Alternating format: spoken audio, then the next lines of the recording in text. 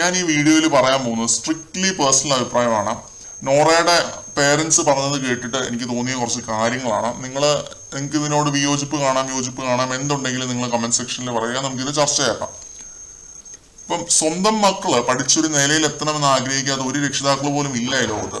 അതിനായിട്ട് അവര് പല റെസ്ട്രിക്ഷൻസും വെക്കും. ഇപ്പൊ ഫോൺ ഒഴിവാക്കണം, അല്ലെങ്കിൽ പല കാര്യങ്ങളും ഒഴിവാക്കാൻ പറയും, പഠിത്തത്തിൽ ഫോക്കസ് ചെയ്യാൻ പറയും. ഇപ്പം നോറയുടെ കാര്യം എടുത്തു കഴിഞ്ഞാൽ വാപ്പയുടെ ആഗ്രഹമായിരുന്നു നോറ ഒരു IAS ഓഫീസർ ആവണം എന്നതായിരുന്നു.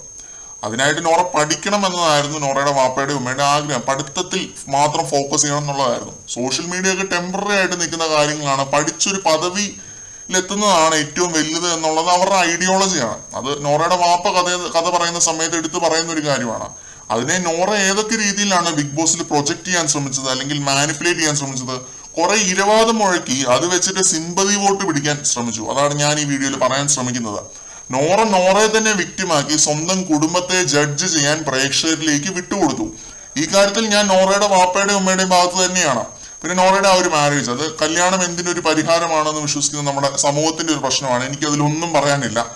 പക്ഷെ ഈ ഒരു കോർ കോൺഫ്ലിക്റ്റ് ആയിട്ട് വരുന്നത് അക്കാഡമിക്സ് ഓർ സോഷ്യൽ മീഡിയ എന്നുള്ളൊരു കാര്യമാണ്. ഓരോരുത്തർക്കും അവരുടേതായ ഇൻഡിവിജ്വൽ അഭിപ്രായങ്ങളൊക്കെ ഉണ്ട്. പക്ഷെ വളർത്തി വലുതാക്കിയ പേരൻസിനെ ഒരു പബ്ലിക് പ്ലാറ്റ്ഫോമിൽ വന്നിട്ട് താറടിച്ച് സംസാരിക്കുന്നതാണ് നമ്മൾ കണ്ടിട്ടുള്ളത്. നോറ കഥ പറയുമ്പോഴും ലൈഫ് സ്റ്റോറി പറയുന്ന സമയത്തും ഒക്കെ നമ്മൾ കണ്ടിട്ടുള്ളത് എല്ലാം അത് തന്നെയാണ്.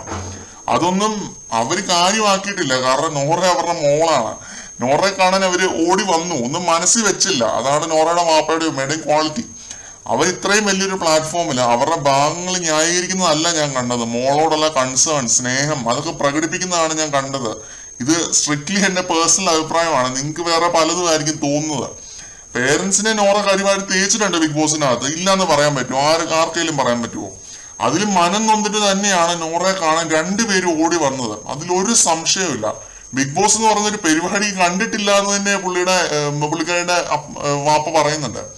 ഇപ്പം വിക്ടിം കാർഡ് ഇറക്കാൻ സ്വന്തം അച്ഛനെയും അമ്മയും പോലും കരുവാക്കിയവരെ കുറിച്ച് എനിക്ക് വേറെ ഒന്നും പറയാനില്ല. നോറയുടെ ഗെയിം ആ രീതിയിൽ അതപ്പതിച്ചൊരു ഗെയിം ആയിരുന്നു.